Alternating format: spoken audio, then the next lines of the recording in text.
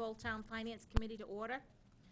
First item on the agenda is, actually, second item is presentation. We'll move on to. Sorry, you guys had your chance. Yeah, too bad. We're on 3 right now.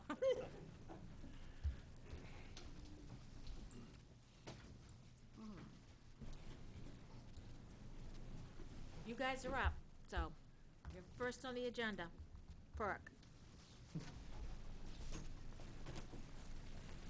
Well, first I'm speaking, and therefore it takes me the longest. Oh, okay, all right.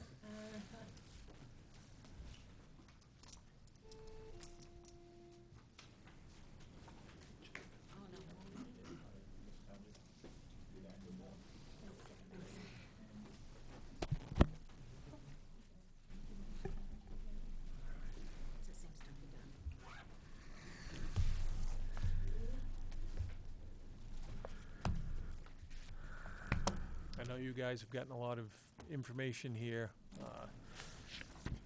over the last few months, and so I thought it was important to get folks up here that were asking us to look at some of their contracts, and I reached out to PERC and asked them to please come up and present to the council, and so they graciously came here tonight. So these are going to be the only 2 organizations that we're hearing from So far, yep. so far. Yep. Do you expect more? Possibly. And you're on. Thank you. Appreciate it. Thanks for having us. And we have obviously been sending information, probably flooding Bill's office with information. We found the internet, so we tend to send a lot of stuff out. My name is Bob Knutson, and I'm with USA Energy Group, and we are the primary owner and operator of the Penobscot Energy Recovery Company in Orrington, better known as PERC. With me tonight is Kevin Tritz. He is one of our limited partners. He is president of PERC Holdings, so you have 2 of the owners here with you tonight. I'd like to begin by repeating something that I heard recently at one of the many meetings that we've attended, and that is that of all the issues that you're going to deal with this year, this probably represents the issue that will have the longest lasting impact on your community, both from a time standpoint and from a financial standpoint. And as a result of that, we appreciate our opportunity to come and make our case as to what we believe is our plan for post-2018 operation, and how we have worked diligently to kind of redefine PERC's role within the solid waste hierarchy and the solid waste system within the state of Maine. I'll try to keep my comments fairly brief so we can get to your questions, which is probably the best way to describe what we're doing by entering into an honest dialogue on what we're going to be doing and answering your questions that you have on how we're going to do that. Up front, though, I'd like to discuss a little bit about some of the things that you've possibly heard, things that you've read in the press, things that are not true or an exaggeration of the fact. It's a little bit like the old Paul Harvey thing. It's the rest of the story. First and foremost, PERC is not closing. PERC at one point in time has been described as it will close in 2018 regardless of what we do. That is far from the truth.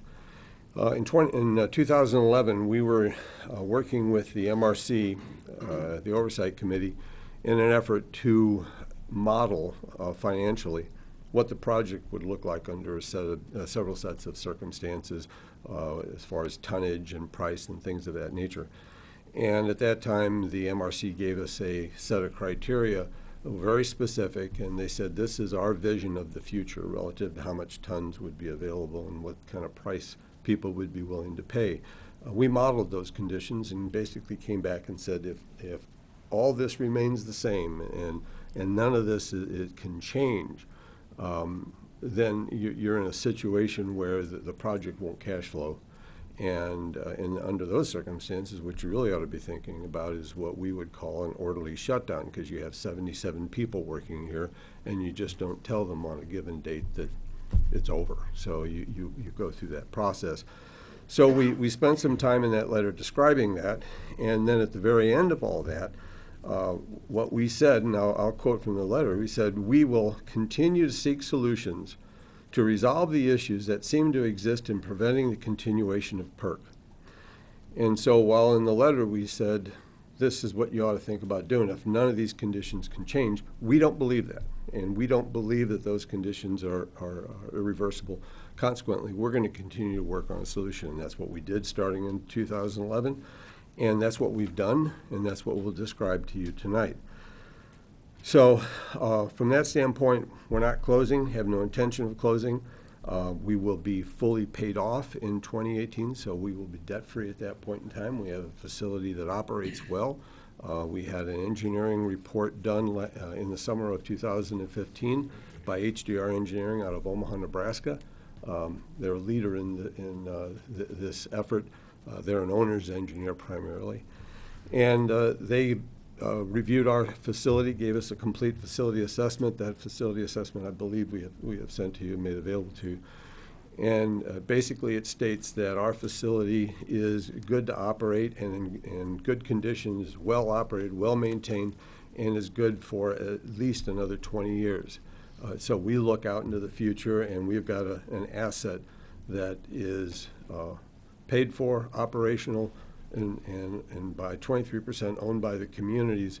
And so we have a fiduciary duty to our owners, all of our owners, including the communities, to maximize the value of that asset and then make it work for them for as long as we can. You've invested quite a bit of money over the years in that facility, and you should be able to get a fair return on that investment. So we looked at that and said, we looked at the facility and we looked at the technology and said, this is the direction we want to go, and we own this thing. And so for our future operation, we will continue to pursue ways to improve it, make it, improve its functionality, and at the same time increase its efficiency, because it is still, at this time, from a technology standpoint, it is the best technology to process large quantities of municipal solid waste that we have.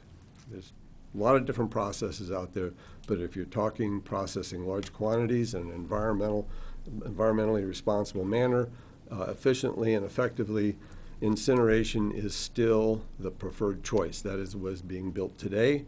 That is what is, we have seen built both in Canada and in Florida, and new units are being studied. It is the choice, the technology choice. You've also will hear about the fact that the PERC model is no longer viable or sustainable when we lose our above-market electric contract. And while that's been a very lucrative contract for us, what you haven't heard is why the end of that contract will actually free us to do things that we have not been able to do for the past 28 years, which will help us to achieve the profitability that we're looking for. One of the things that we are doing in redefining our role is redefining how we have operated in the past, or looking at how we've operated in the past, and then redefining that on a go-forward basis. In the past, we have taken and worked under a model that said we needed as much trash as we could to put into this facility to maximize the amount of electricity that we generate. And to do that, we've been beating over the head the communities like yourself, saying we need all your trash, we need all your trash, we need more trash. We need to get 320,000 tons in there. Well, there's two reasons for that. One was that we are under a contract with Emera Maine that required us to operate within specific limits, high and low. And if we fell below that, we would then have been in violation of our own contract. Second reason is that with the contract that we have in place, it was the best way that we could return to the communities the maximum value for their investment, meaning the more electricity I made, the more I could sell at the high price, and at the end of the day, I would generate what in our refinancing was called excess cash. Every year that we've owned it since we bought it in '04, the project has turned a profit and has returned money to the communities. On average, for the past few years, we've returned about $9 million has been is the money left over after we've covered all of our expenses. That $9 million per the refinancing agreement that was put in place is divided out $3 million to Amerimaine, and that was to buy down their costs. $3 million went into the tipping fee stabilization fund for the communities that belong to PERC through the MRC, and that money is being, well, basically it's called public monies held in trust. And then $3 million went to the partnership, which again the communities have 23% in. So that money also comes back. If you look at a dollar, 33 cents went to Amerimaine, 42 cents went to the communities represented by the MRC, and then 26 cents went to the other for-profit partners, which would have been USA Energy and PERC Holdings. And once that contract goes away, and we're also paid for in 2018, that structure goes away. We no longer have to take the excess cash that comes out of that above-market contract. We lose that, and therefore we're not taking that money and then distributing it back. So there will be no return of that money to the communities after that. But it's basically your money. You've been paying for it, and then it was just being returned to you almost in a rebate type of thing. We look at a rebate as a circular calculation. You give me your money, and then I give it back to you. So from that standpoint, on a go-forward basis, what we looked at is what do we want to do in 2018? Do we want to continue operating at this 320,000 ton level and have to operate 24 hours a day, 365 days a year, or is there a better way to operate? And what we determined is that within the electric utility business, there are time-of-day rates where you will actually make more money for your electricity if you're selling it, as we are, than if you were to sell it all the way around the clock. And those are called peak hours, and there are approximately 16 peak hours in a day. So what we did is we looked at that and said, if we operate our plant at full capacity for those 16 hours and fill all those peak hours that are available to us in a year, how much tonnage do we need? And then in addition to that, how much more tonnage do we need in order to be able then to make our own electricity at night so that we can process our fuel at night, and this is a change as well, and do all of our maintenance at night and do other activities and work required at the facility at night. And what we determined is that we could do all that with between 200 and 210,000 tons, which then shows, because we talk about 320 and now we're talking about less tonnage. That's why we are looking at less tonnage. We're no longer forced to collect tons from out of state and other places to fill this thing to maximize that revenue. We're now in a position to actually run it as a for-profit business. And so in doing so, we look at that lower tonnage level. That will then allow us to, and our design is set up to do this, that will then allow us to bring the tonnage in. We bring the unit up in the morning.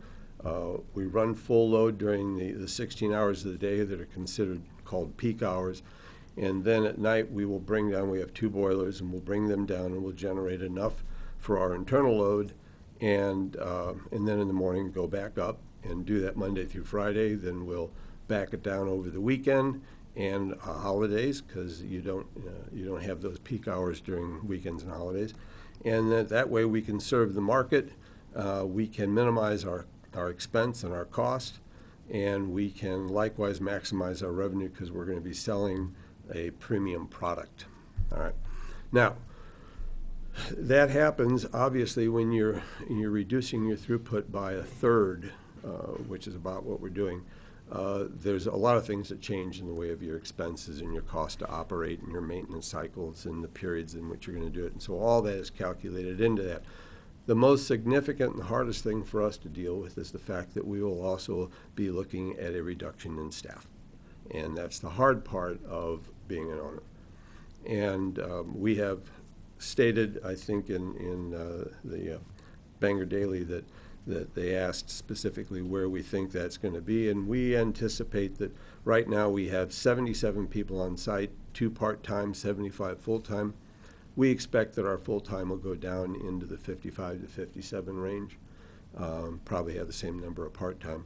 But in round numbers, we're talking about 20 people now, and we've got 2 years to deal with that. But we're going to deal with that in a slightly different manner than you might expect. From the standpoint, we're adding resources, and Kevin will talk about this in a minute. We're adding resources and capabilities to the facility so that we can retrain our people to do other things than what they might be doing now. In particular, we're looking at some new equipment that we can bring in that will allow us to transform carpet into fuel. Excuse me. I do have the same cold that everybody else in the world has. And actually, Tamara gave me something to take.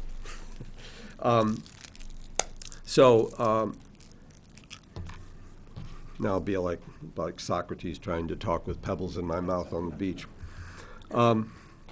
So in either case, we are looking at this change in a positive way, and this is a long way to get back to the power contract, the loss of it.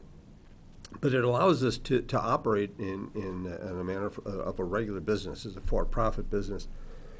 The other thing that it allows us to do is that for the past 28 years, Emera Maine has been responsible for the selling of certain ancillary services, products, that a generating unit like ours can sell into the marketplace. They have controlled that because of the contract. In the future, we get that back. And so now we're in a position of selling. It will be in the forward capacity market. We will be in voltage control, in reactive power control. There's about 8 different ancillary services that have different values in the marketplace. And all of these are used to balance the distribution system, the transmission distribution that brings the electricity into these lights. So we will get that back this first time, and that will represent significant income for us that we have not had in the past. The reason I bring a lot of this up is because there have been other criticisms of our plan wherein people will make the assertion that by doing this, we will be in violation of all of our permits. And that it is not true.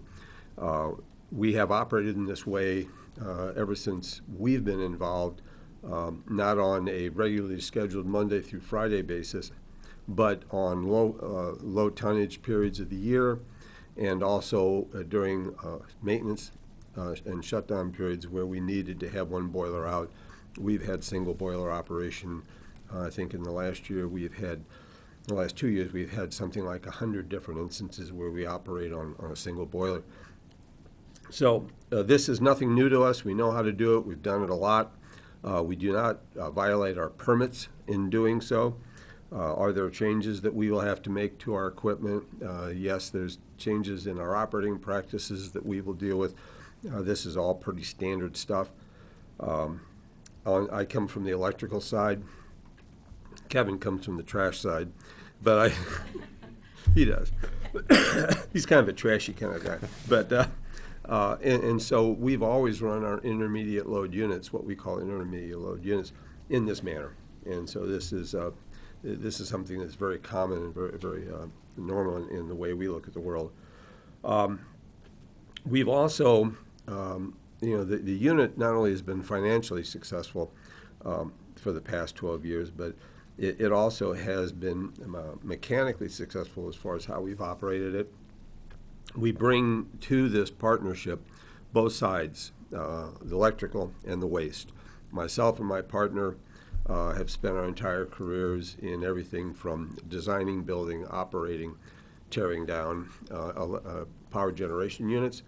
And the Kevins, there's 2 of them, both of them named Kevin, so if you say one, you get both of them. And they have spent their entire careers in the waste side, everything from driving trucks and running routes through composting and landfill operation and a number of things, and Kevin will talk more about that in a minute. So we we bracket this situation. And so the experience we bring allows us to maximize the efficiencies with which we will be gaining by going to this lower tonnage and then working on the electrical market. We've also had in our employment since 2008, 2009, a consultant on the power business. And so we've been constantly modeling the business, looking at what we call forward strips, which is, the pricing out into the future. Something to remember about the electric business is that it's a contract-based business. We already know our contract rates that we would be looking at for our first year of operation, which is the second half of 2018. We also know on 3 years in advance what we will be getting paid for our capacity. That's an auction that's run every 3 years. So we have predictability, and so we know how to budget our costs as we look forward into the marketplace.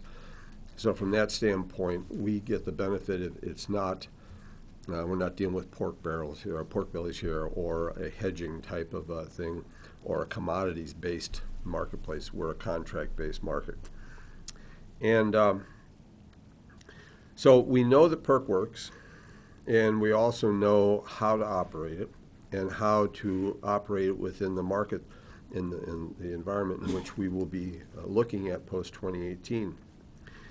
There's a couple of things that we also wanted to stress here is that back about 4 years ago, during the 126th legislative session, we along with the 2 other waste energy plants in the state, were very supportive, and in fact, we managed the effort to codify the waste hierarchy.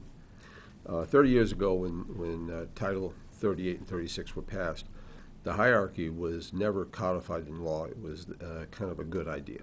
And that, of course, is your reduce, reuse, recycle, compost, incinerate, and landfill. And so it was problematic for the DEP to use that in any licensing or relicensing of facilities, and it didn't afford them the ability to really control what is getting built in the state and where it's getting built to support a statewide waste management program. We looked at where the state was going to go. We're looking at where the citizens want to go. And when you see a sea change occurring, as there is in Maine right now, you always have a couple of choices. You can get in front of the train, you can get run over, or you can then figure out how to get on the train and take the assets you have and make it work within where the train's going. State of Maine has for some time been a leader, a national leader in solid waste management, and they continue to pursue that.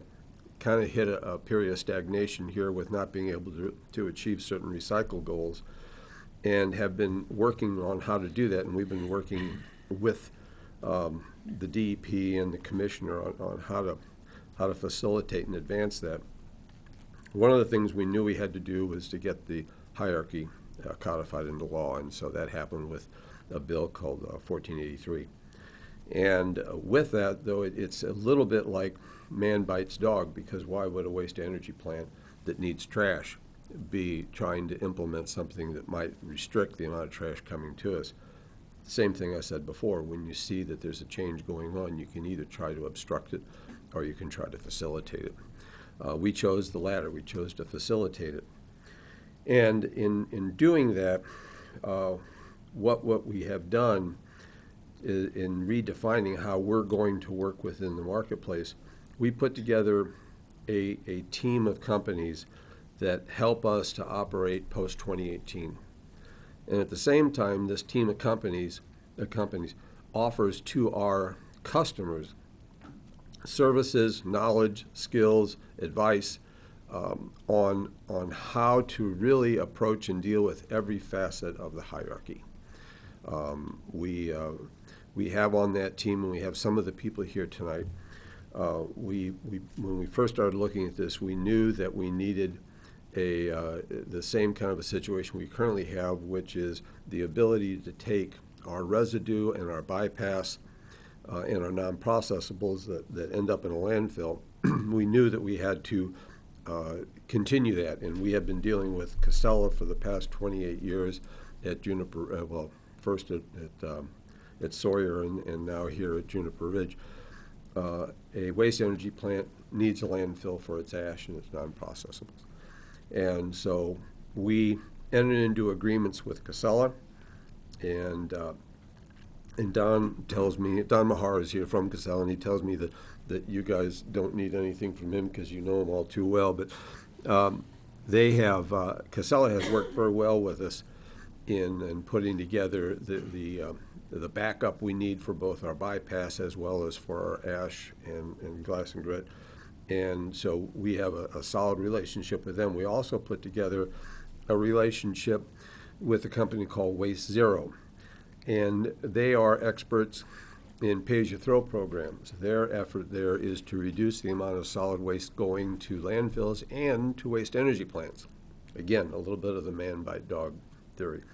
Here again, we're looking at what's the best for our communities.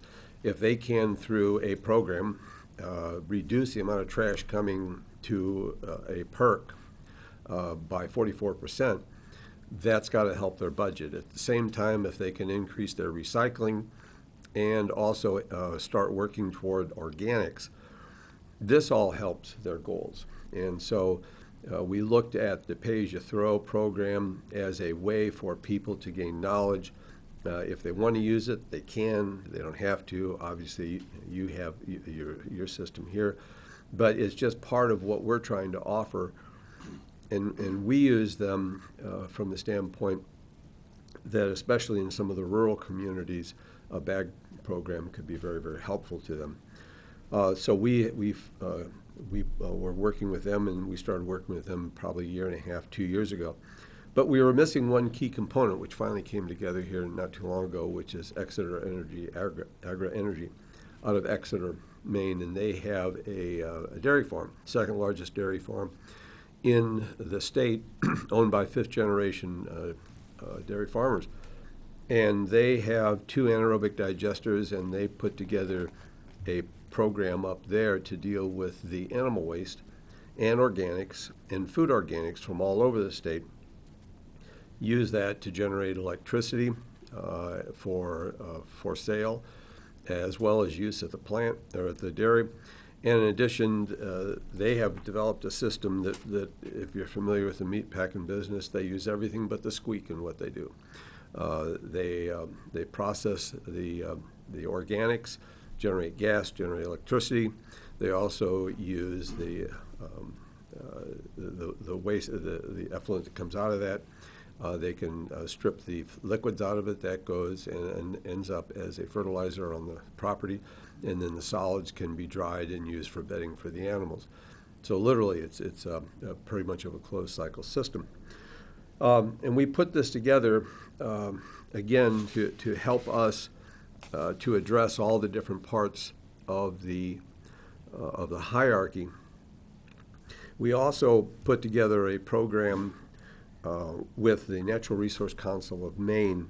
Sarah Lakeman is their Sustainable Maine Project Director. And I guess I should say Sustainability Maine Project Director. In either case, Sarah has been very supportive of what we're trying to do here. And we have asked her that as we move off into the future, one of the things we want to do more of is in the educational area and helping towns understand what they can do and what they should be doing in the areas of the hierarchy and what's available to them. And so she has been very helpful to us and has agreed to work with us and our communities in this area of outreach and education.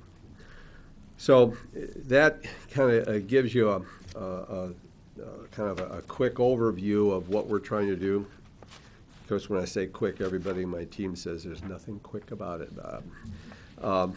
But I think, it's, tech-wise, we've got the best tech. Size-wise, we're sized properly for the market we're in.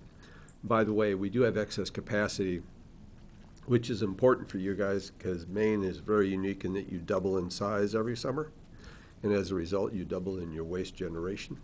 Consequently, in order for us to be able to process all that, we have to have excess capacity, which we will now at the lower tonnages that we're looking at on a regular basis. We talked about the electricity, we talked about the design, 200,000, the load, the peak. I think that, before I turn it over to Kevin to talk a little bit about the waste and where we're looking for it, I would tell you, we're not closing. The technology and the design is appropriate. Our size is right. A big component here is there is no GAT with us. There is no requirement for you to deliver a set number of tons. We're actually encouraging you to reduce your waste coming to us. We will take on the responsibility to backfill it. And there is no penalty for lowering your tonnage as you implement new and better programs on how to deal with your recyclables and organics. And the last thing, and we can spend hours on this. Thank you. I was just going to get to that. You read my mind. I've been running with Rod too long. One of the things is that we, in our proposal to you, we have no need for any financing from you. We don't need to ask you for money or for a loan. We don't need you to invest the money that you have currently saved through your participation in PERC for the past 28 years. That is your money. It's yours to do with what you want. I believe right now, Old Town has approximately, according to the December 2014 net position or the audit, you have about $965,000 in that account, 10 of which is the equity value in the project for everyone. But you have $964,000 that is available to you, that is being held in trust. Public money is held in trust for you.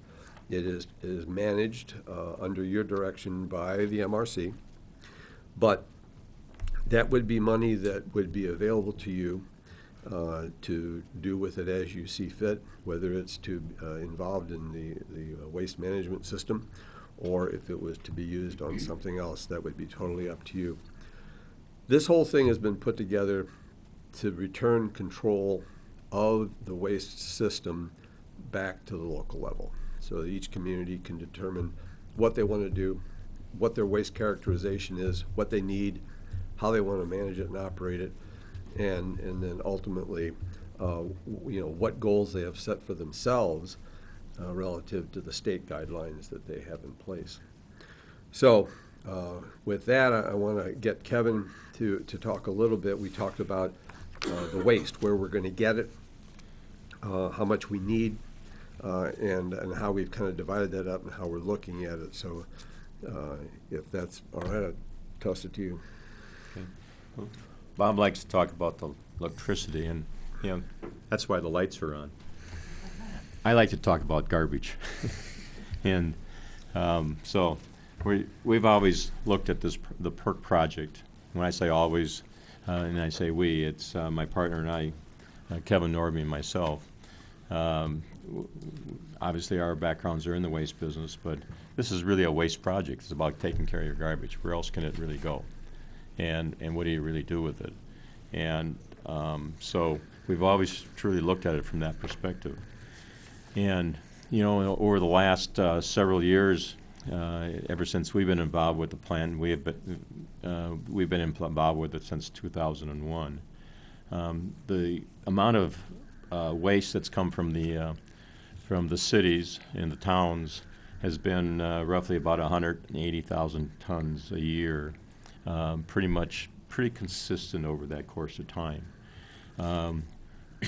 And we've actually been handling about 300,000 tons, and part of that's because some of the fluctuation that comes in with the influx of the tourists in the summer times and so forth. And so we're looking at going forward in the future to be about somewhere in the 200,000 ton range that we'll need to make the performer actually operate and be successful. And with all the programs we talked about, and we're truly believers, like Bob had indicated, that we're looking at the hierarchy. And that's why the reduction piece is in there with Waste Zero. You start looking at the recycling, and that's where the haulers and the Casellas and the other haulers that are doing recycling programs are there to provide that recycling, because that's where most of the material is going to go as you do the reduction type thing. And then there's the organics parts where the Exeter and Greg here is tonight with Exeter that on the organic side. And organics is the next piece that's really going to be the piece that can be pulled out of that whole volume of the waste that's there. Like I mentioned, there's been about 180,000 tons coming from the cities and the towns, and we anticipate that number to probably drop into roughly, that 180 is going to reduce down to about 90,000 tons, 90 to 100,000 tons. So where do we really find the other material and the other garbage that we're able to make up the difference to get us to our 200,000 tons? And because of the way we've operated in the past, we've always had to save that capacity at our plant for the towns to make sure that when that influx comes in, that we had enough space in there. And many times during that period of time, it becomes somewhat of a burden with the heavier times in the summer and lighter times in the winter. So we're looking at other waste streams to bring in to make up the difference of that tonnage that we're going to lose through these programs. And so we feel very confident that we're going to be able to get the 200,000 tons over the course of the year. Bob mentioned something about carpeting. We've had conversations with the state of Maine on doing a stewardship with carpeting. Carpeting is hard to get rid of. It's hard to handle in the landfill, and so we're looking at, and it's also got a lot of great BTUs for us to make the electricity. So it's one of those areas that it's really been difficult to try to manage that from the standpoint that it's harder to handle, but we're looking at putting in a carpeting program where we'll be able to collect that material and use some of the people that were probably in the plant to be involved with helping us with processing that, to be able to use that material to burn. We're also looking at some other types of waste that are out there that we've never been able to take before. So from a commercial standpoint, there's a lot of waste out there that we're looking at bringing in to offset the tonnages that we'll lose through these programs that we have. So in the studies that we've done, we see that the 200,000 ton mark is achievable for us. One of the components here that's probably 15 years away from being a household name and process is the organics program, what you're going to do with organics. It's probably where recycling was 15 years ago. And I think Maine has got, and especially this part of Maine, has got a unique opportunity here with the Exeter folks, because they are way out in front of this. And when we ran into them and started talking to them, we realized how important they were going to be to our future and to the community's future. And with us tonight, we have one of their team members, Greg Williams, is here, and I'm going to have him come up and tell you a little bit about what Exeter does, how they do it, and I'm sure you'll leave with the same impression we had when we first talked to them, that they've got a great program here and they know what they're doing, and we wanted to be associated with them. So, Greg, if you got a minute, sure. We'll let you come up and take the mic. Thanks, Bob. Hi, everyone. My name is Greg Williams. I'm with Exeter Agri-Energy, and I had the pleasure about a month ago of having John and his staff from the Public Works Department over. We did a tour of the site and had a really good conversation. And since, as Bob said, we're based on the Stonyvale farm. It's a 5th-generation dairy. It's been around for quite a long time. The anaerobic digestion facility is 5 years old now. We've been running 365 days a year, 24 hours pretty much. And we're producing 1 megawatt of electricity that goes into the grid, producing the equivalent of enough power to provide electricity for 1,000 households locally, and offset roughly 6,000 passenger vehicles a year if you're looking at greenhouse gas emissions. We're bringing in approximately 20,000 tons of off-farm organics each year through our collection company, AgriCycle Energy.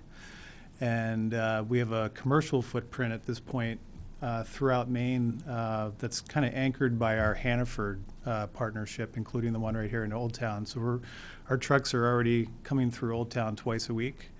And but we're pretty much from Portland to Machias to Millinocket and down to Bridgeton. So we're covering a pretty broad footprint within Maine. But we're right here in town twice a week, and would think that there's a great opportunity to work with Old Town on perhaps an organics drop site program through the transfer station, something along those lines. That's something that John and I had discussed when we were out at the site.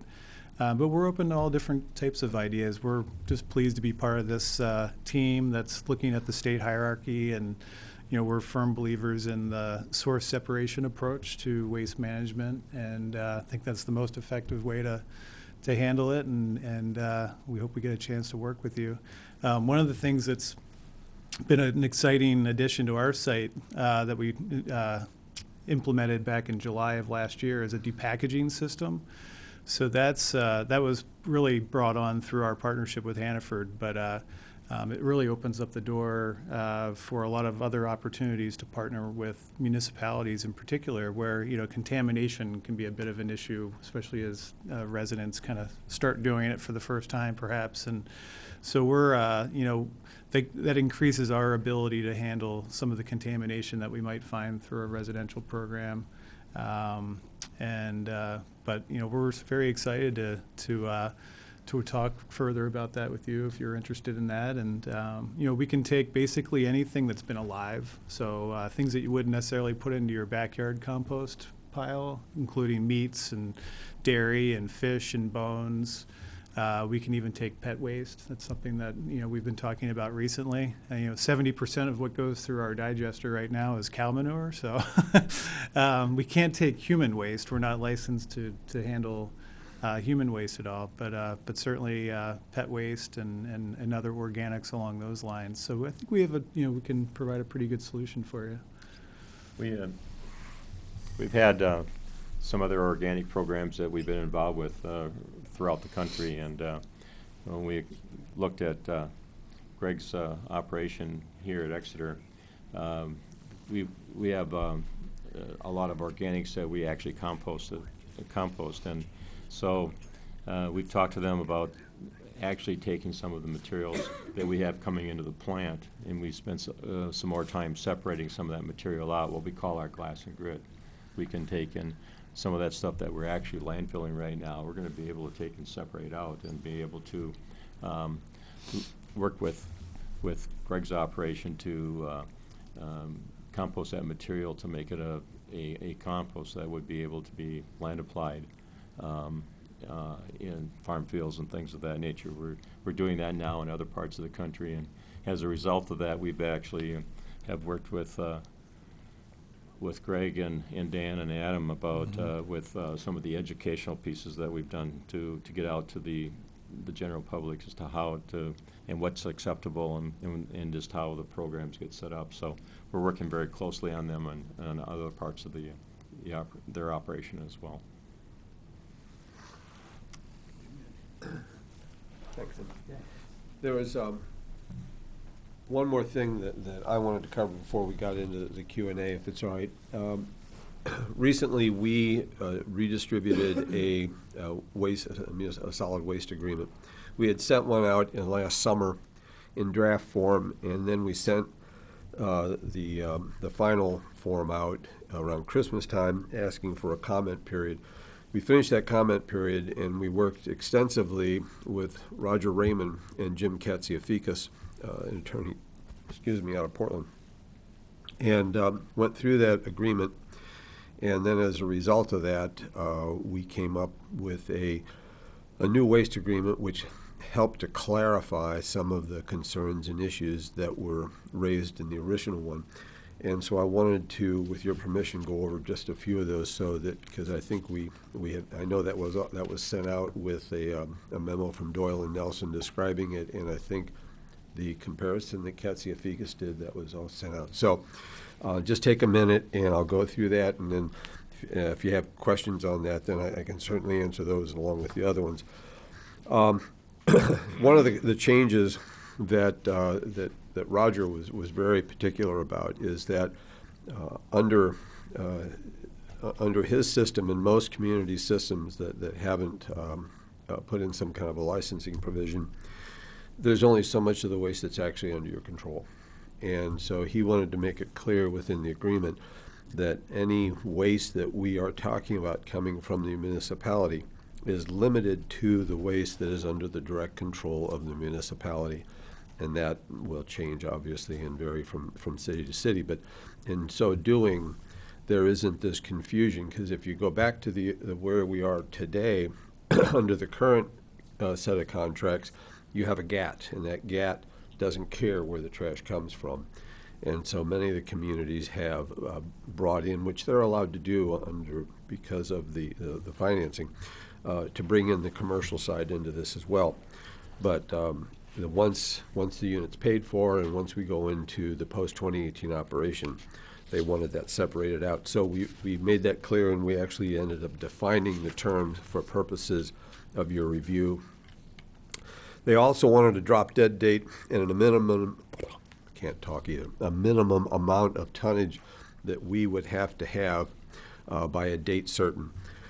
And we had talked about that, and so what because they wanted, basically, if we can't get the prescribed tonnage that we have in the agreement by a date certain, then Jim and Roger wanted the ability to cancel, no harm, no foul, and just sit there and say, okay, we signed this thing with you. You weren't able to get the requisite tonnage, therefore we don't want to be bound by the contract.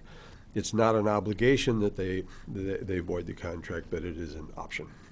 And so what we put in there was basically Valentine's Day of 2017, another St. Valentine's Day massacre, I guess. But anyway, and then we picked 180,000 tons.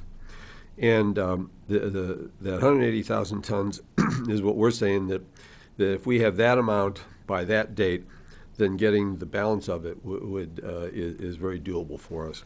And so at that point in time, it's a green light, we're going forward, and we'll move forward with that. So you have what I call an off-ramp, that if for any reason we can't deliver on what we're promising and stating, you do have an off-ramp to say, nice try, Bob, but we're out of this thing, no harm, no foul. Another thing is, this was a Katsiafikas thing, and I can only, I can't answer any questions on it. It's just that we changed the agreement so that we do not in any way waive the statutory immunities that the communities have from liability under Maine law. So what he was looking to do there was to preserve that, and I'm sure your city attorney can explain what all those are. I just know that we put it in so that you did not in any way waive your rights. We also put wording in there that not only is there no penalty for you to reduce your waste coming to us if it is through these various programs associated with a hierarchy, they wanted us to go a step further and said that we would actually help the communities and support their efforts to do this through various forms, whether that be educational outreach programs like I described with Sarah Lakeman and the Natural Resource Council of Maine, or if it's through Greg and Exeter, or Sarah in the Waste Zero group. So we put that in, and also clarified the fact that waste reduction as a result of these was not a violation of the agreement. So that's clarified. There was a lot of confusion over what a CPI index was. So we tried to explain that, and we also changed it from what we had You're currently under a quarterly adjustment on your CPI and your tipping fee, and there's a kind of a market basket of things that change that move that tipping fee around. CPI is one of them. The Consumer Price Index is not an interest rate, so it's not like your tipping fee is going to go up on an annual basis by some interest rate. What it really says is that the CPI is an index of consumer pricing on a market basket of different commodities, and it really just tells you what your dollar will buy, whether it's buying more or less. And what we are trying to do there, because the tipping fees that we have stipulated in the waste agreement are based upon covering our costs. The upside profitability, if you will, of the partnership is based upon our ability to manage the electrical side, both the energy side as well as the ancillary services. So what the CPI is there to do is to keep our ability to purchase consumables on a market basis, and so we don't get behind on that curve. Then the last thing was something that we had actually talked about here a minute ago, and with Don. And you want me to go through the bypass, or you want to do it? Be my guest. Thank you. Chicken.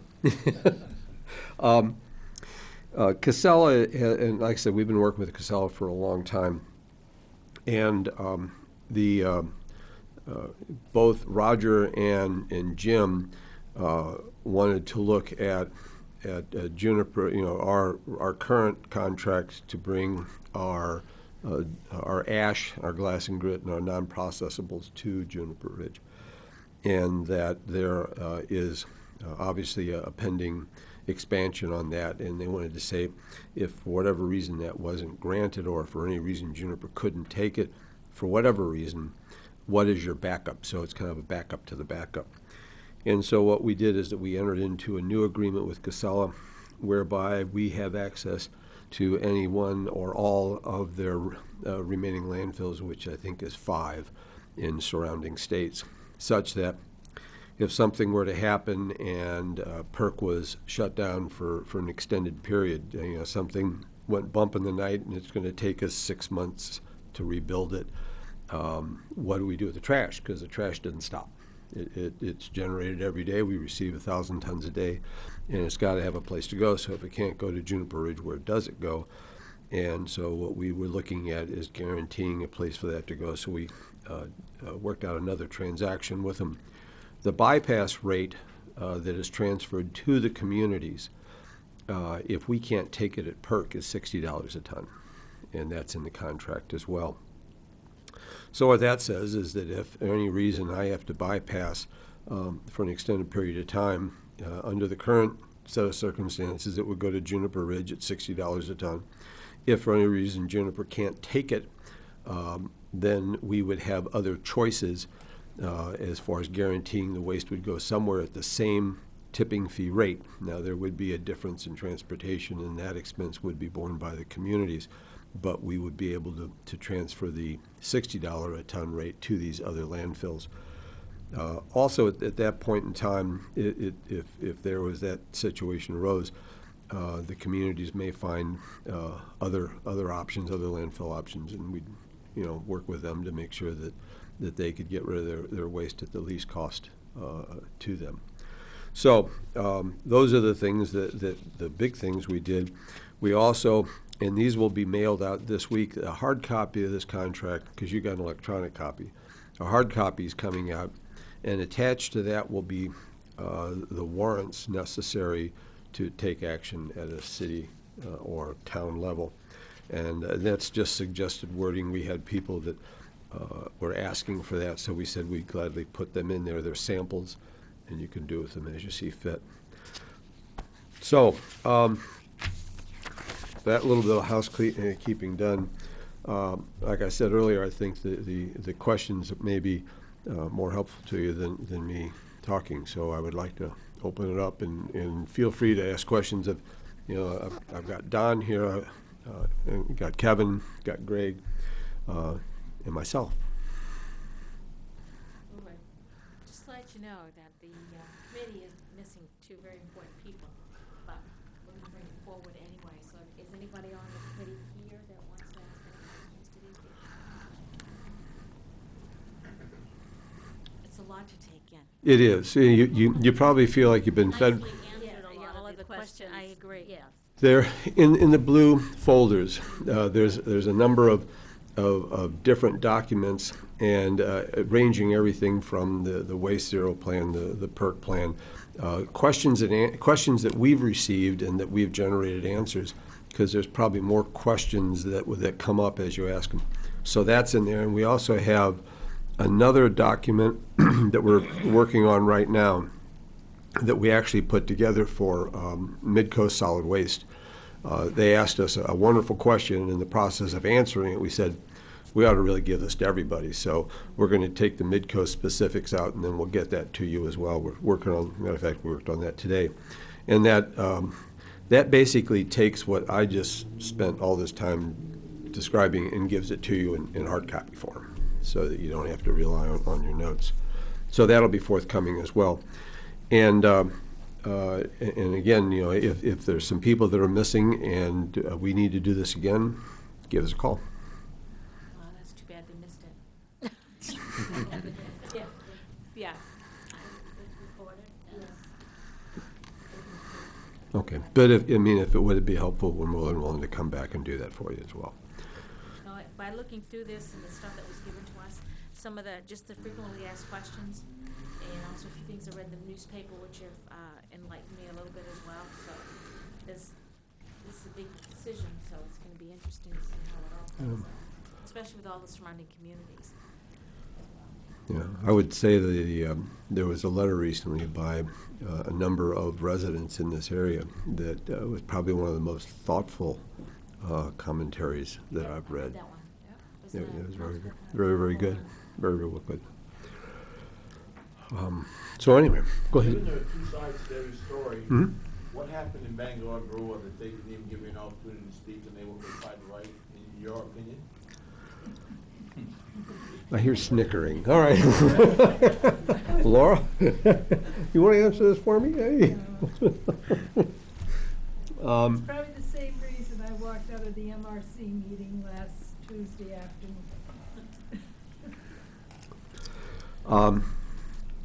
It's hard for me to answer for them. I think. The answer for you. Yeah. I heard their side a couple weeks ago, and I'm just interested as to what your take is on what happened. I think what you have here is a situation where back in 2011, we committed to support the PERC facility and the community ownership of that and making that the best alternative for them. At that time, there was a decision within the MRC to look at alternative energies. And I can only assume that in that process they have come up with what they think is a superior alternative. The communities you mentioned too, Brewer and Bangor, both of which are on the MRC board. So I'm sure they're entering into this, they're committed to that. They are becoming effectively partners with the technology in providing facilities and assets and a place for it. So only thing I can tell you from a distance looking at is that they believe very strongly in what they're doing. As a follow-up to that, let's say we believe very strongly in what you're doing. We enter into an agreement. Are they going to enter into an agreement later on with you at the same price we are today? Not necessarily today, but, before Valentine's Day, let's say. Before Valentine's Day, here's what I have told everyone in this situation. We're looking for 90,000 tons from the municipals, and we're looking for 210,000 tons total. I'm going to fill that up. Once I'm full, I'm full. Because the next ton I take, I have to generate at night. I don't make any money at night. And so at that point in time, there's no point in overfilling the unit. So I'm gonna go out and fill this thing and lock it down, and we're gonna go forward with our business plan. And in those communities that come back at a later date, if I've got my plant full, that's where I'm going. Yeah, there's no reason for us to be taking anything over the 210,000 tons at that point. It doesn't make sense for us. Right now, we're looking for tonnages to get it up to that 320, and that's one of the reasons why there's a conscious agreement way back in the 2005 range where we took in out-of-state waste and so forth of that material so that we could maximize on the power agreement. We don't have that going forward, so we're not going to want to take extra material. If we get over 200,000 tons in the future, we can't use that much. So that's all going to go away. Yeah. And I think the other thing I would tell you in all that is that one of the things that you don't want to lose sight of is that you have almost $1 million that is your money, and that's not going to get spent or invested in something. So you get that back, and you can decide what to do with that on a municipal basis, what's good for your town, because we're not asking for it. We don't need it. And I think that becomes a critical part of your analysis. If you look at that money, if you were to use that to buy down your tipping fee, so to speak, that money would last for quite a ways. As a matter of fact, when we did the calculation, depending upon whether you took the 10 or the 15, investing that money and then paying yourself a rebate as opposed to giving your money to me and then me giving it back to you, that'll last for the entire term of the contract. So if you want to use it that way, you can. It doesn't say you have to, but it's now your discretion on how to use that money, not somebody else's. You're not taking any construction risk with us. We're steel in the ground. There's no operational risk. This unit's been around for 28 years. So from that standpoint, you start looking at what are you saving by not taking risk as part of your assessment as well, because there's a lot of avoided risk from that standpoint. In order for me to fulfill my business model, I need 210,000 tons. The sooner I get to that, sooner I shut the door. You're saying that 210,000 tons might be wrong, so whatever, and you're putting all that together now. Right. We've been criticized because they say we came late with this program. We announced this program in pieces probably 4 years ago, further clarified it 2 years ago when we actually gave them dates as to when things would come out. I'm not trying to get permits. I'm not trying to get financing. I'm not trying to find an engineer to design this thing, a construction company to build it, and somebody to operate it. We got all that done. So I'm not working to the MRC schedule. They're working to their own schedule, and they're struggling to stay up with it.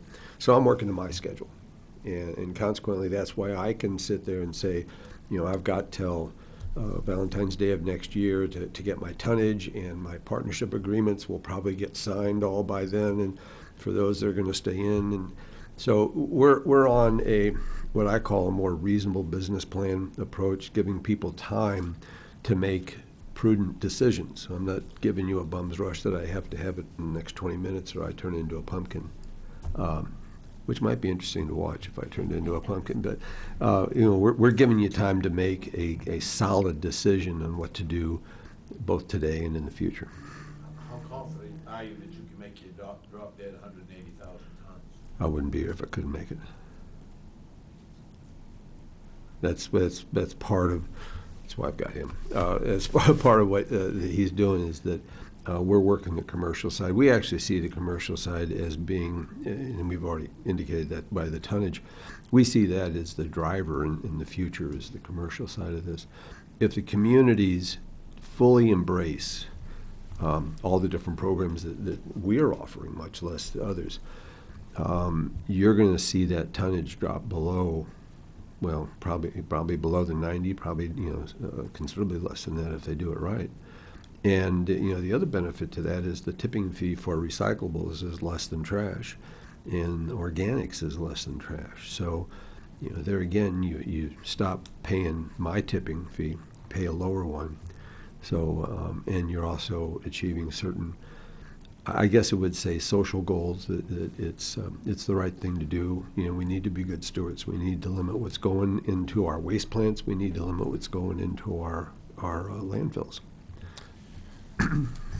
I've worked with NRG prior to Bob's company and our company buying it in 2004, and one of our responsibilities was to look at new technologies. And in fact, with some of the MRC people, we actually went out and looked at new technologies. And one of the rules of thumb that we looked at was the fact that you don't do anything unless it's being done on a commercial level basis, and that it's just not a demonstration type project. And I've been involved with several demonstration projects that some are working, but a lot of them have failed. And so, you know, when we looked at it back in the 2011, 2012 range, the proven technology is this one, and we just had to change the model where we're at. And in fact, one of the things that in the Minneapolis market, there's several of these processing facilities there, and their contracts were up in 2007 and 2009. And we were faced with the same issues, that we had to go out and get additional volume and have the volume for those plants to stay running. They're still running today, and we ended up getting the tonnage for those plants. We feel we can do the same thing here. The piece that we did for Midcoast, when you get it, in the back of it, you're going to see two references. One to Great River Energy, which is in Minneapolis suburb, and then XL Energy, which is a large utility corporate headquarters in Minneapolis. Between those two utilities in Minnesota, there are 4 waste energy plants. Three plants with 5 boilers. And then you're including Well, I'm not Great River? Great River Energy Okay. and Red Wing and Wilmarth, Mankato. And then there's French Island. Yeah, French Island really doesn't take any of the No, but they operate the same way. same way. Yeah. And sorry about the side discussion, but there's somewhere around 5 units between these two companies that operate in the same mode that I've been describing to you. And that was one of the questions that Midcoast has, is that where is this being done? Because it's not something we're familiar with on the waste side of the business, and that's true. Most waste energy plants don't operate this way. However, if you're associated with an electric utility, which that's where I spent my life, this is how you run those units so that you can conserve your fuel so that you can run them when you need them. And so we have those references in there. Those gentlemen have agreed to take phone calls and talk about how they do it. And we also have reached out to them as part of a networking on how to change our operations and not have to make some of the same operational mistakes that they made. So it's a networking thing. So that way, it's not like we're trying to create something totally new here. This is pretty standard, and to give Midcoast the kind of comfort that they need, we call both these guys, and they'll be very helpful to you if you wanted to follow up on that. Thank you. Moving on, this is we're going to bring to the full council. Is that what we need to do at this point? Are we gonna, there's a lot more to discuss, or no? Well, this is a committee meeting, so I thought maybe when it comes to the council might be the time. We'll have another workshop on this, because what I plan on doing is putting together a graph, just trying to, pointing out there's risks with any of these proposals, certainly some more than others, and we'll get into that tonight. At least in my opinion, there's some of you that have a lot more risk. I would say that, in my updates, you see that I've been working with Roger, and obviously you folks know Jim Katsikas very well, and there's several other communities that have had concerns, and I would say that, in our dealings with PERC, they've been very forefront in trying to work with some of the questions we had in the contract and making changes to it. So. Unless there's somebody that has a burning question that needs to have it answered tonight. because we're gonna be spending a lot of time on this, so there'll be a lot of meetings, I'm sure, devoted to this stuff, so. Thank you so much. Oops, you got a burning question, sir. Yes, Can you just- can you come up to the mic and say who you are, please? My name is Bill Lippincott, I live in Hamden. I guess my biggest concern is, or one concern, is that PERC currently is importing a lot of waste from out of state, and I'm hearing that you're looking at a real lowering of what you're gonna get from the towns. So for what reason wouldn't you be again importing a lot of state from out of waste to keep the plant going? You want to fight over it? No. Well, right now, that the out-of-state waste coming in comes in at a much lower rate as a result of that, because of the transportation to get it up here. And in the future, we won't have that capability of getting them to offer that to them. The only reason it's being done now is because of the fact that we're able to make up the difference on the good power purchase agreement. In the future, that won't happen, so there won't be, economically, it won't make any sense for us to bring waste in from out of state. Let me just add to that. One of the things that Kevin's working on is that we talked about that stewardship program with the carpets. Carpeting allows us to take the full rolls when they come in the summer and store them, and because they don't do anything but sit there. They don't degrade. They don't compost, and then we can use that in the wintertime to help level it out. And so those are some of the plans we have to take care of the low months of usually it's January, February, March. So that we can keep the amount of trash we need to keep it running. And that's when the out-of-state waste was coming in, is when the volume was down in the wintertime. They're going to have to pay the 8436 to get it through my gate, and add transportation on that, and they've got cheaper options south. Yeah. Thank you very much for the opportunity, and I would be remiss, my old boss would give me bad marks if I didn't say, we want your business. Thank you. Thank you.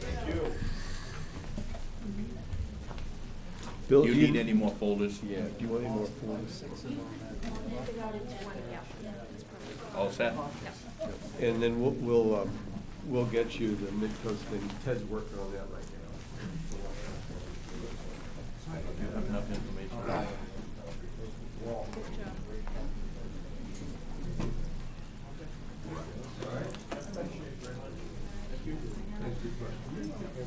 You need another folder? You all set? You got a spare, I might as well. Why am I carrying this bag around for? It's not full of, up to the minute. Yeah, I don't, we've changed some of it. We should be easier. Yeah, that'd be good, Ron.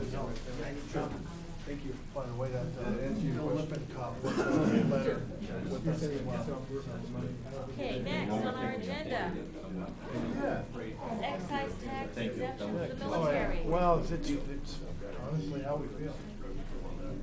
I'm taking it that you're going to be talking about that, sir? This must be the donkey. Thanks for coming, guys. He is, he's got a gun. I only got a hose. I know. Respect the man with the gun. So exciting. Especially if he's wearing a big tie. That's right. They don't want to kiss it. Okay, go, sir. I had a gentleman who came in a couple of weeks ago. There is a local option exemption for paying excise tax for veterans. A lot of towns are adopting it. We haven't done that yet, and his question was why, and I said, well, I don't know, and I can certainly take it back for the council to consider it.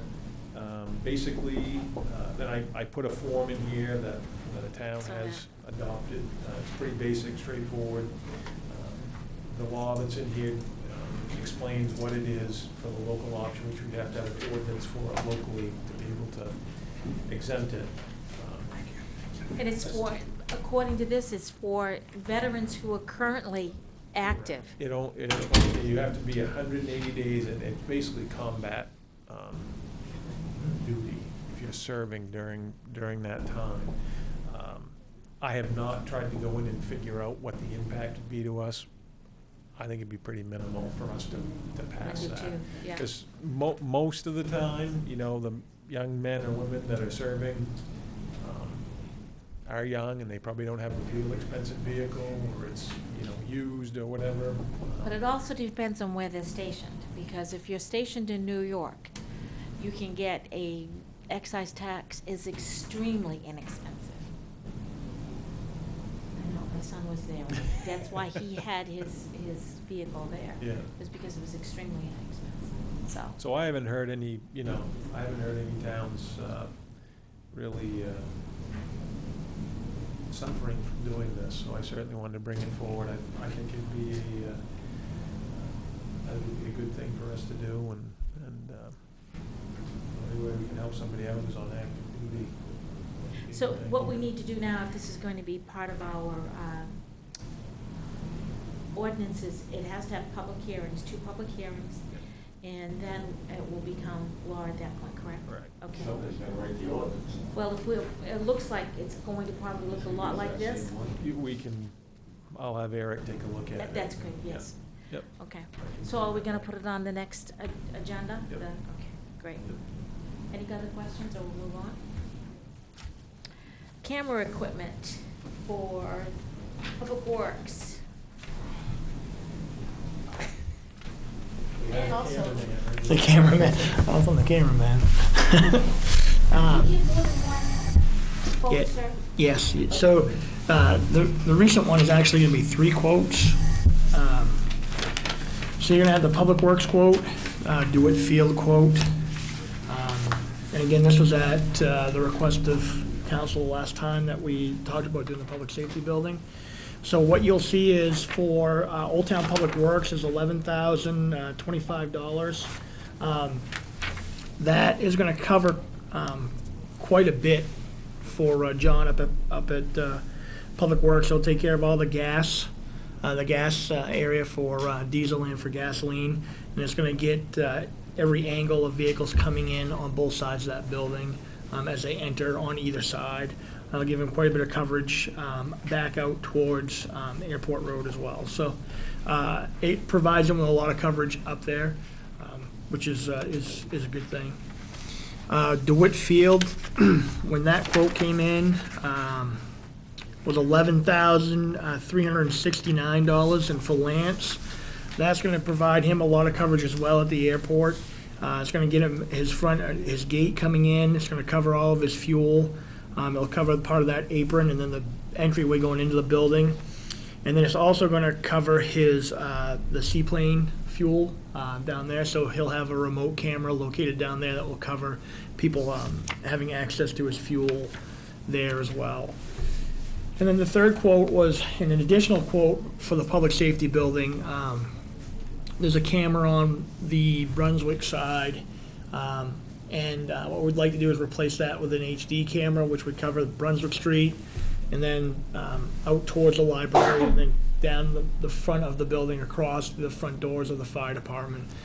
And then the other camera that we would like to install is going to be in the EMS room, the med room for the fire department. Is that correct, Steve? So it's the medical room inside where they store drugs.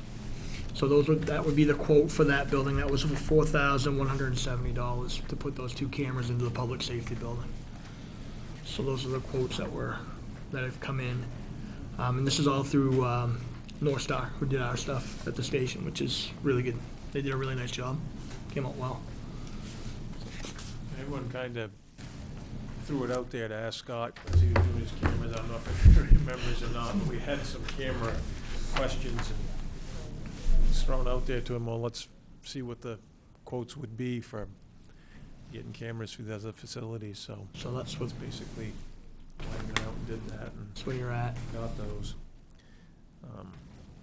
I will say that in each one of those cases, and I think every one of those potentially are important. We had a brand new 8-foot, 9-foot stainless steel V-plow stolen 2 years ago that hadn't touched a snowflake that was sitting outside of Public Works. It got found over in Milford where apparently that gentleman had taken 22 or 3 Several. other plows from around the area, some from Yeah. Jeff Street. And Yeah. but, if you've got the right piece of equipment, you can drive up to something like that and hook into it and drive off, so. So where's the money gonna come from? Is the money been If- allocated, or? If we did buy these, it would come out of tech reserve, which we've got $215,000 in high-tech reserve. Is the, I'm sorry, I missed that meeting, so that's why I'm asking these questions. Yeah. So is there a need to have all of them, or is there a priority? Have you listed the priorities? Or the council wanted to make sure all the areas are covered? Yeah, I mean, basically, they were looking for, they didn't ask to prioritize. It came up, and he just looked for full coverage on each one of those items. Basically asked, where would you want cameras if you had the ability to get them? And that's where they would select them to go. And those would all, that would Prioritize then. that would go into, we'd be able to view those at the police department in real time as well, so, which was kind of a really nice attraction to do this if we were going to get it done. And how long do they stay, the video? How long can you go back and look at it? Does it automatically record over, or does it? It's a great question I don't have an answer to for you. I'm not that savvy, sorry. Ours here is 30 days, I'm not sure. I don't know. It's probably about. That's probably reasonable, about, yeah. Yeah, I know that we've increased our service size to handle, and then, because of course we put the one down here in the park, and that one's live time, real time, which has worked out well for us. Well, a lot So of times it's- too, once it's even 30 days, you can have it generate DVD or something too, and have that. And some of those could be set up so they're not constantly recording. Yeah, it's and- the motion detected. Yeah, I think so, and the other reason I say that is currently in our evidence room, we have 2 video cameras in that, and so when nobody's in there, it's not necessarily recording, but as soon as that door opens up, it takes a still photo, and that photo gets emailed directly to Captain Miller's cell phone, so he knows when that door opens and who's in there. So those are some things I'm going to guess that those types of options are available for certain locations. Well, since the whole committee's not here, sir. Sure. Oh, go ahead, yes. Are these somebody watching these, monitoring them all the time? No, we don't have the personnel to monitor those all the time. Well, then we have gaps, right?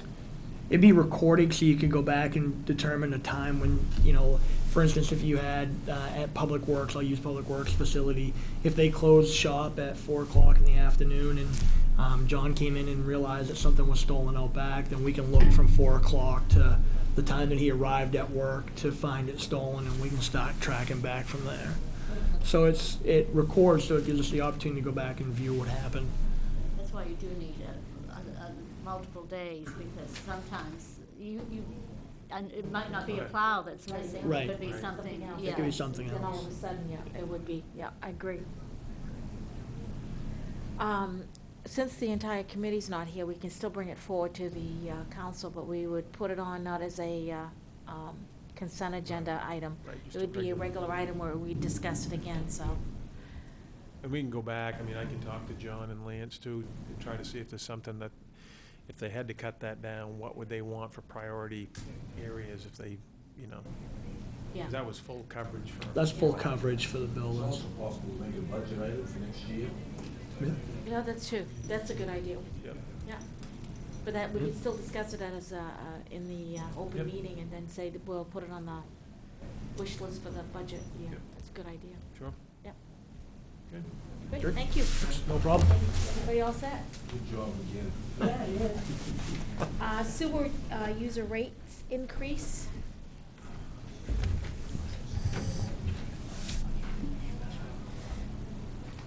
Yes, sir. Yes, I don't know if you guys got the memo or not that I sent out a Yep. couple weeks ago. Well, the pollution control facility needs a rate increase, That's not it. and we're looking at like a 15 to 20% rate increase.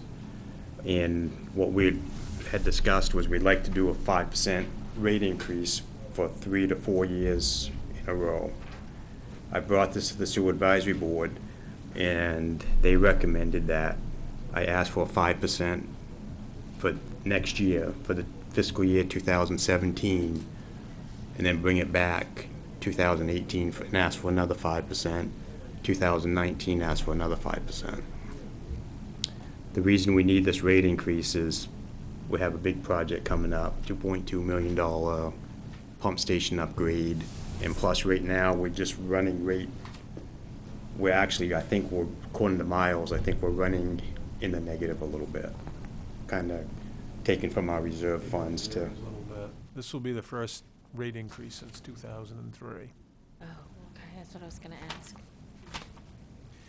And that really, Wright Pierce went through and looked at a rate study. And this really funds all your capital and debt service on the plant. Like I said, there hasn't been a change since '03, and it's starting to get into the reserves a little bit, which tells you that we need a rate increase at the wastewater treatment plant. So what is that gonna look like for an average citizen in Old Town, a 5% increase? 5%, I don't know how the rounding goes, you know, how they round the numbers, but a 5% increase, and most of the people in Old Town pay the minimum $71 a quarter bill. A 5% increase would bring that up $3.55 to $3.60 a quarter. Basically $14.20 to $14.40 a year increase. And we want to do that like 3 years in a row. Gradual.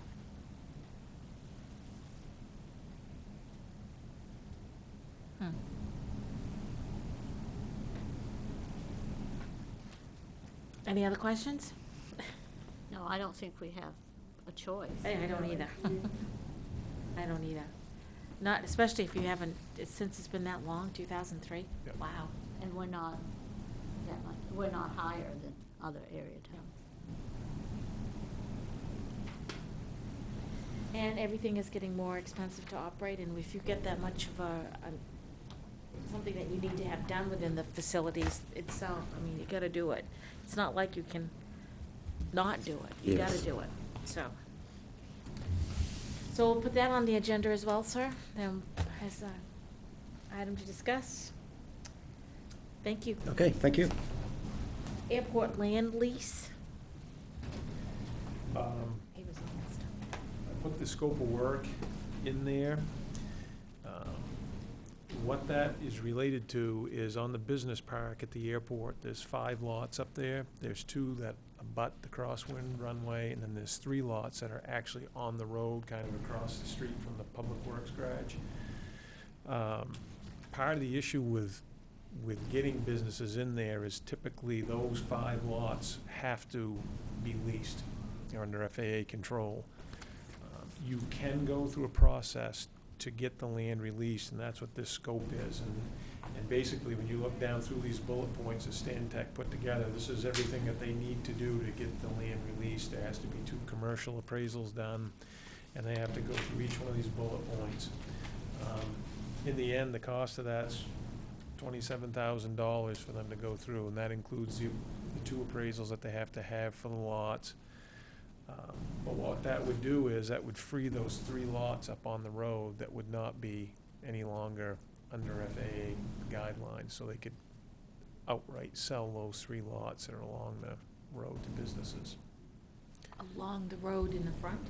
Right on the other side, right across from Public Works. Yeah. Across the street from. Oh, okay, gotcha. I was thinking some far. Yeah. And tho- Well, is it difficult to get people to use leased land? It can be. I mean, the more than likely what Lance and Ron Hammond have been talking about is there has been some interest in some maintenance companies that would leave them the ability to, if they wanted to do something up there, they could have direct access often those back lots that front the crosswind runway, if they wanted to set up some type of maintenance business Oh, I in the gotcha. park on that side. But it has been difficult, you know, Ron has talked to several businesses, and they want to own the land, they don't really want to lease the land typically.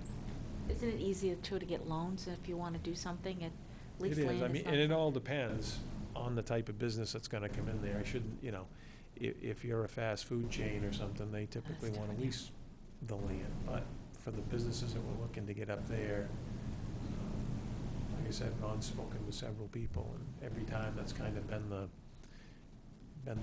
tripping point for them It's not to go airport land forward. right now, right? What's that? Airport. Yes. How long does it take to take? I think Stantec could probably go through that process and have that all finalized by late summer. And again, that would be financed, that'd be financed out of hangar reserve fund, which, So it's- that's all money that comes in from, you know, from leases. And there's interest in that land, you feel?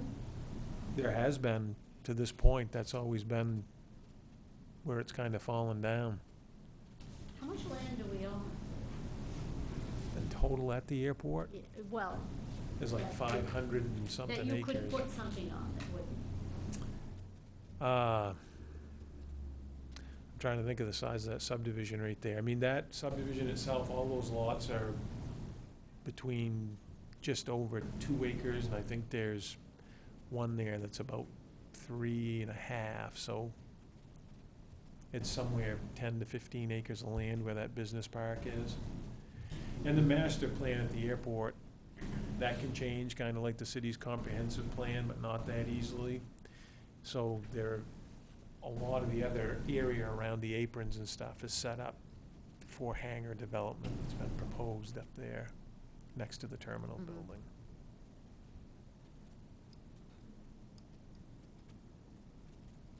They still have to follow all of the zoning and all of the Oh, yeah. guidelines that we Yep. put forth regardless.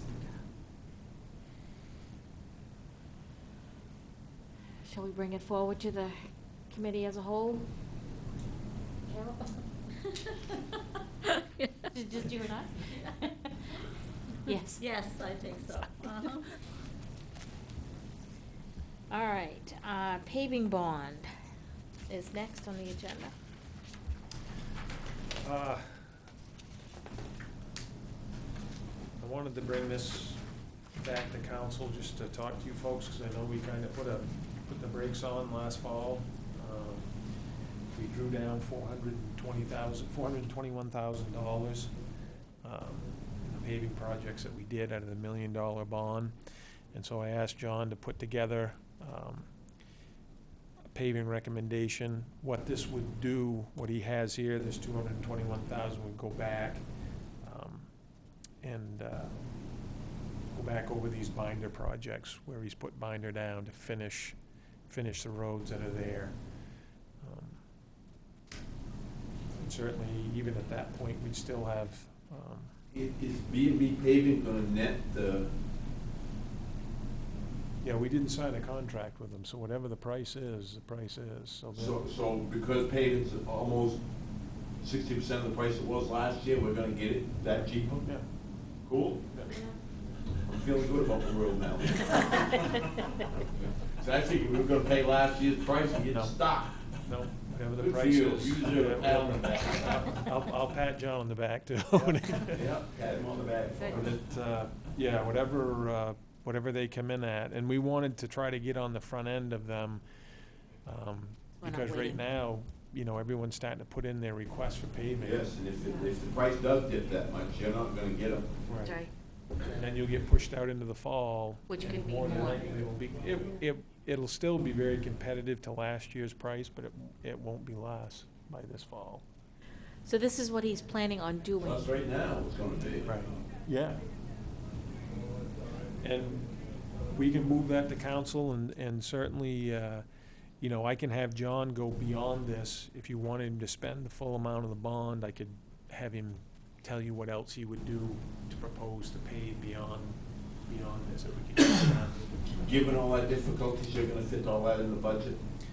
Well, Or are I- we better I off to think- hedge some of it? we could hedge some of it. I mean, I would just say that no matter what happens in the future, that we have plenty of roads to take care of, and 8,000 people in town that are still gonna want their roads to Yeah, there's still, standard. there's still a lot of bad roads.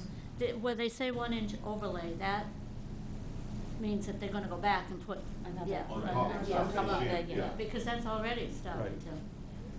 Yeah, people think it's done now. Yeah, no, it just binder coat on there that needs to, you could put that off, but the longer you put it off, the more Yeah, it's well, gonna break it's- out. it's No, you don't want to, pointless. Yeah. you don't want to do that. I agree. So I could go back, if you wanted to just know what else that he would propose beyond this list, I could certainly have him look at. We want to be sure and save money for Elm Street after the sewer project. We want to be sure we do that one. Yeah. And, yeah. And what have, they closed the bridge in Stillwater for a couple days. Are they didn't? Yeah, I haven't got back the report, I haven't heard yet, what they discovered.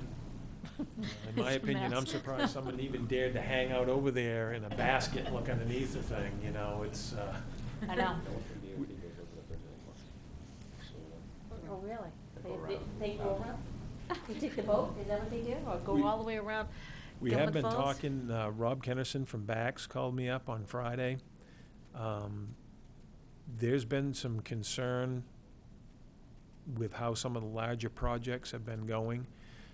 So what he has suggested to me, and I told him I thought it was a great idea, and just tell me what date we want to meet, but Bax wants to get together with DOT, Old Town Orono, and the university, and all sit down and talk about our concerns on the Stillwater Bridge project, which we did a little bit publicly at the library earlier, but he wants to bring Bax into this and really have a discussion on it.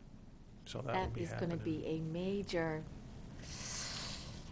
see September coming with all the students, all the school buses and all the people going, that is gonna be a major, major holdup. And you always go up Benneck Road and down, but that's not gonna be a fun thing for them to do. Yeah. All right. Yes, please bring it forward to the council, but also, on the side, have, John just, what his wish list might be. Oh, I should say what really needs to, compost site, I promise these next two items are gonna go really fast. I hope so. And part of that was, I've had several companies, a couple of them local, one not very local, that have interest in the compost site. And as you heard tonight, they would like me to put an RFP out to let them at least bid and say what they would do on the site. And I don't have a problem doing that, but the only problem is I also don't want to get out ahead of whatever our trash issues locally are gonna be, and any composting issues that may come up where we might be able to use that site ourselves, and it could be a consolidation point. So, like I said, I've had a couple companies pushing to put that out, but I don't know if we want to put that out quite yet until we No, I hear think everything. I really think we wanna find out what's going on here first. This is huge, I don't want this to commit that site until we yeah. we really know. Yeah, until we have some answers with stuff, yeah. So let's not do anything with that one, okay? Because I told them I would bring it Yep. to you folks just to get your general opinion and tell them it's not, we haven't said no, but we want to wait a while till we get our all options on the table. Valentine's Day. April, airport apron, Well, we had an airport advisory board meeting, and I think Stan would agree that we had one plan then, and then I just barely talked to him when this meeting started, that's kind of changed. We were under the impression when we met with the airport advisory committee on Wednesday that there would be grant money available to do not only the apron extension, but there's also a taxiway that we were gonna blend in there. We thought the price was gonna be around $1 million. There would have been an opportunity for us to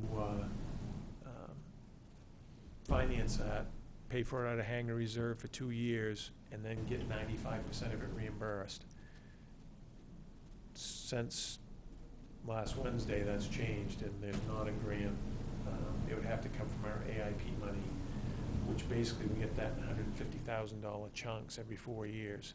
So what you'd be doing is putting that project out for 12 years. And I wouldn't recommend you do that, and Lance wouldn't recommend you do that. That's why he's not here tonight. He said, I don't want to do that. So I said, well, it's easy for me to go to the council and tell him you don't want to spend any money, so he doesn't want to spend any money right now. That works for me.